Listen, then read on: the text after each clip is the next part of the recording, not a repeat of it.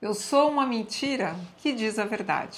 Essa é uma frase do Jean Cocteau, mas poderia ser da Chanel, da Gabrielle Chanel ou Gabrielle Coco Chanel. Champagne, cigarettes, Chanel. You wanna know a secret? Well, of course I love Chanel.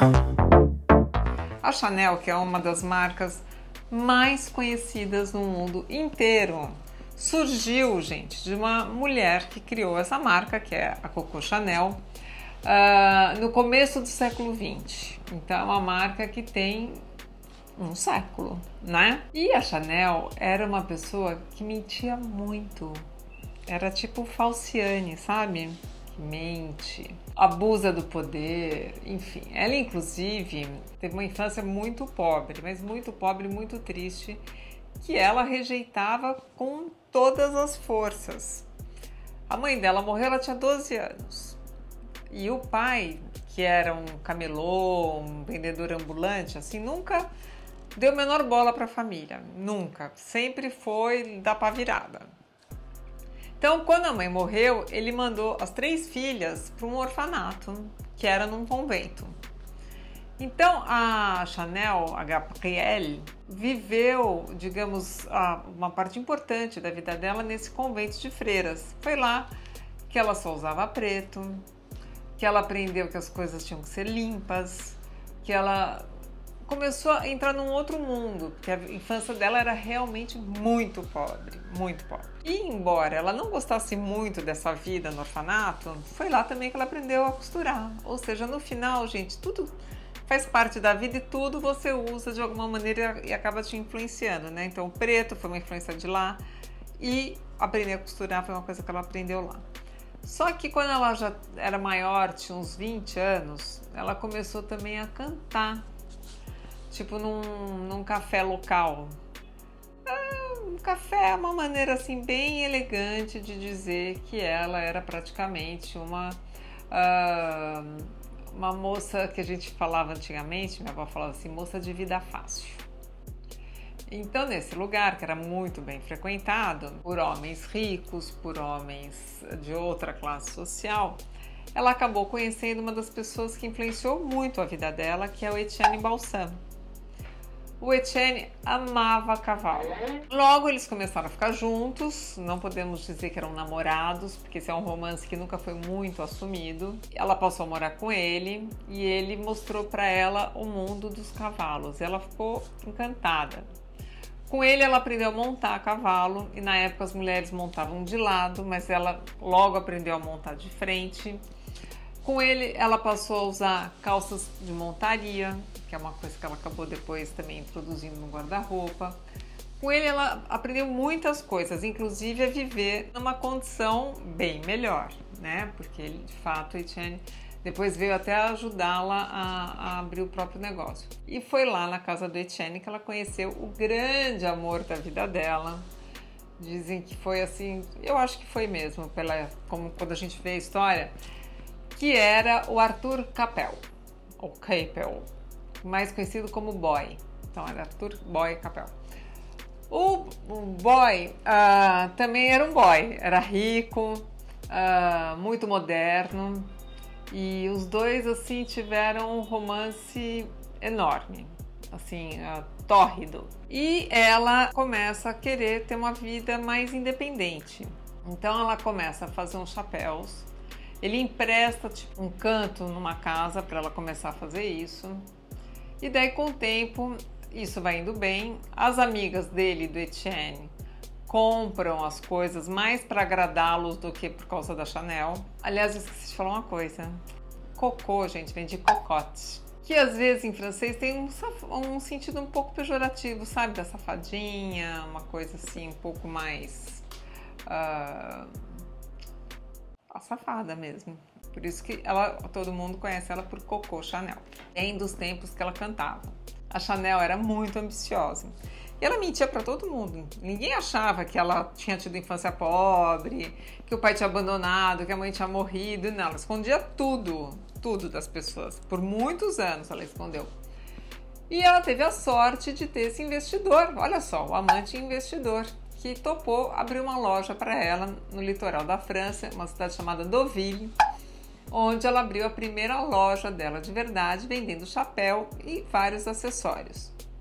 Em Deauville, uma das coisas que eu acho interessantérrima sobre a Chanel, o que acontecia? As pessoas naquela época, gente, não tomavam sol. Sol era coisa de boia fria, de trabalhador rural, que fica lá camelando, trabalhando no sol e daí ficava todo bronzeado, torrado. Só que a Chanel, um dia, acabou tomando sol mais do que ela devia. Então, o que ela falou? Que ser bronzeada era uma coisa muito elegante, muito chique, maravilhosa. E daí foi lançada a moda na elite do bronzeamento, da pele bronzeada e não mais da pele porcelana, branca como uma porcelana. E ela foi muito bem em Deauville, foi tão bem que logo ela foi para Paris e abriu a primeira loja dela lá. E logo ela acabou fazendo roupas, sempre na mesma rua. Se vocês forem a Paris, vocês têm que ir a Rue Cambon, C-A-M-B-O-N, e até hoje a loja está lá. Ela ocupou tipo 4 ou 5 casas na época, estão todas lá. Daí ela acabou instalando o ateliê nesse endereço. Lá que são as cenas todas míticas da Chanel, assistindo os desfiles na época de alta costura, do alto daquela escadaria que é toda espelhada, e ela lá sentadinha olhando para ver se as moças estão indo bem. Você sabe que eu fiquei numa dúvida agora? Que ela abriu primeiro na Rue Cambon uma portinha. E acho que depois é que ela abriu a loja de verdade, grande, maior, em Deauville. Depois ela voltou para Rue Cambon e expandiu seus domínios, tá? Gente, eu não contei para vocês uma coisa importantíssima. A Chanel era leonina, nasceu dia 19 de agosto de 1883. Ou seja, faz tempo. Que loucura, não? Que case que é a Chanel? A gente deve a Chanel tantas coisas. O pretinho básico a gente deve a ela, por causa do convento. Dizem que a história do pretinho básico veio de um dia que ela ia a uma ópera. Ela teve esse pequeno acidente em casa, uma coisa começou a pegar fogo, não sei bem o que foi, porque tudo da Chanel, você pode duvidar, tem inclusive de tudo isso que eu tô falando também, tá? Que pode ser mentira. Que cada um conta uma história sobre a Chanel. E daí ela teve que cortar o cabelo. O que aconteceu? Corte Chanel. Sabe aquele cortezinho aqui? Corte Chanel, veio daí. E ela estava toda vestida, linda, maravilhosa, teve que trocar de roupa correndo, pôs um pretinho básico. E lançou aí o pretinho básico. Que na época, já nos anos 20, todo mundo falava que o pretinho básico foi tão revolucionário quanto o carro Ford, que era um carro pretinho, que foi criado, acho que em 1926, se não me engano, que foi uma revolução, né, de comportamento e tudo. Então a gente deve isso para Chanel. A gente deve para Chanel o uso de pérolas falsas e verdadeiras misturadas. Ela amava pérola. Ela inclusive usava pérolas para cavalgar, que não era habitual. Ela usava. A gente deve isso para Chanel também. Daí, tanto que quando ela conheceu o Duque de Verdura, que passou a fazer as joias dela, ela misturava as coisas. E as joias dela também tinham uma grande influência bizantina, porque outro amante, outro namorado. Ela conheceu o Dmitry Pavlovich, da família real russa, meio primo do czar da Rússia na época. E ele também foi cada namorado ou cada amante que a Chanel teve uma grande influência sobre o estilo dela. Então, em grande medida, as joias que depois ela foi criar junto com o Duque de Verdura tinham uma influência bizantina muito importante. Por quê? Por causa desse amante que ela teve. Foi a época que ela fez uma coleção inspirada na Rússia. Foi quando ela conhece o Diaghilev, que foi quem criou o famoso ballet russe, que inspirou depois o Saint Laurent também. Bom, daí, gente, a Chanel foi muito inovadora, né? Como eu estava dizendo, a gente deve várias coisas a ela. Ela criou o Chanel número 5, porque o 5 era o número de sorte dela. Na época, a moda era sempre um perfume bem floral. E ela acrescentou notas de almíscar, que não era o padrão para elite. E o aldeído, que é um componente dos perfumes, era um pouquinho mais forte do que o normal, porque ele trazia um cheirinho de limpeza que remetia ela ao cheiro de limpeza do orfanato. Bonitinho, né? Muito legal. Até a ideia do frasco do perfume também era muito original para a época. E, aliás, o perfume, gente, veio antes do Pretinho Básico, tá? Então, depois é que veio o Pretinho Básico. Mas ela, inspirada nesses amantes, ela sempre teve e também muito na austeridade das freiras, ela sempre teve um look muito menos frufru, muito menos enfeitado, muito menos ornamentado do que as mulheres de sociedade para quem ela vendia roupa. Então, de fato, foi muito novo e, mais que tudo, ela é a pessoa que definitivamente jogou fora o corset do guarda-roupa feminino. Então, aquela silhueta que todo mundo precisava ficar, a mulher precisava ficar toda presa dentro de um corset, que ela desmaiava, algumas até morriam porque não conseguiam respirar, a Chanel libertou a mulher disso. Então, foi assim, isso é revolucionário, né? É muito revolucionário. Outra coisa que a Chanel fez, que pouca gente sabe, da história do sapato bicolor. Sabe aquela sapatilha bicolor clássica? Pontinha preta, geralmente, o resto bege, cor da pele. A Chanel tinha pé grande. E ela não queria ter pé grande. Então, isso foi um truque dela para fingir que o pé era menor. Porque daí, a hora que você corta ali a ponta, em vez do pé alongar, ele dá uma encolhidinha.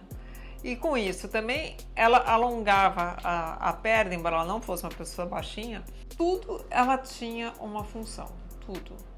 Daí ela se muda para Paris, ela tinha esse ateliê, logo ela vai fazer o apartamento dela dentro do ateliê, lá no primeiro andar. Eu tive lá, gente, o apartamento tá todo preservado. Então lá você vê as fotos dela que o Horst fez, ou que o George Honegate fez dela, são retratos clássicos.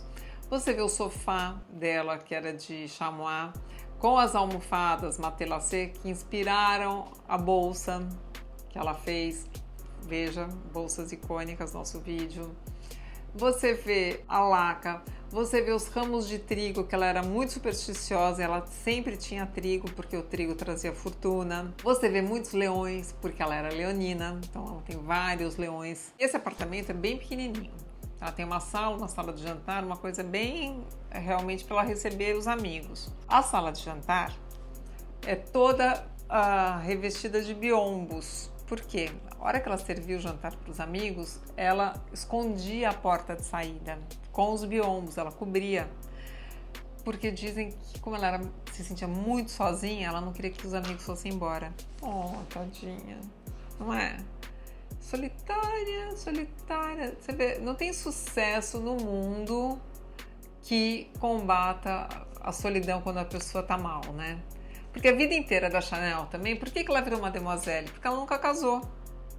Então sempre tem um lado dela querer ser uma mulher independente, mas tem um lado também de sempre ter amores frustrados.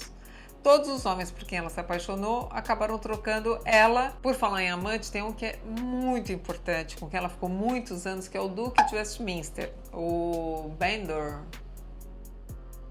Ele ensinou a Chanel, ele deu a dica para a Chanel do tweed, porque o tweed era um tecido escocês, então ela aprendeu com ele, e ela tirou então do guarda-roupa masculino o tweed e passou a fazer o tweed dela, marca registrada da Chanel até hoje. Aprendeu com ele que o avesso da roupa deveria ser tão importante quanto o lado direito, porque ela ganhou uma vez uma caixinha de prata, e por dentro essa caixinha de prata, na verdade, era folhada a ouro. E ela viu que a elegância estava nessa simplicidade aparente.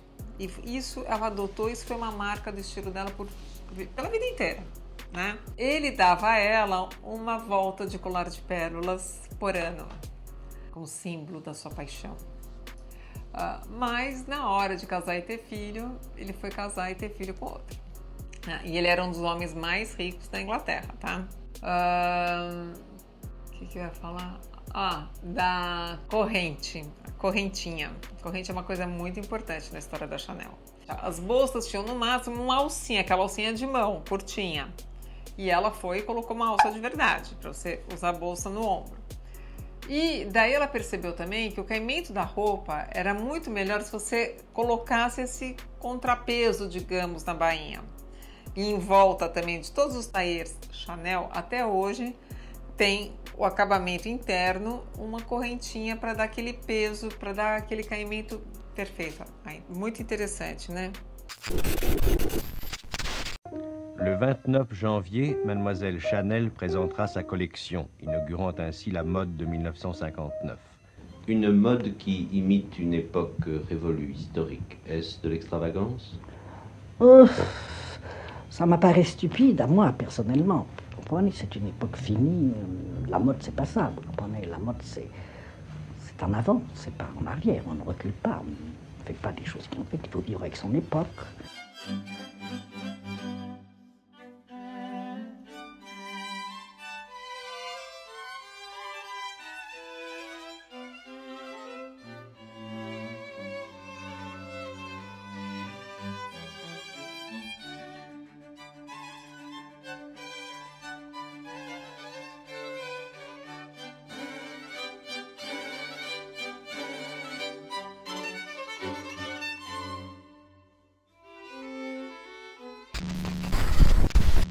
Bom, vamos continuar numa segunda parte?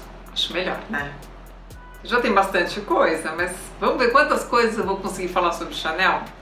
Então, gente, vamos ficando por aqui. Se você gostou, então curte, compartilha, se inscreve no canal e não perca o próximo capítulo de 70 coisas que eu sei sobre Coco Chanel.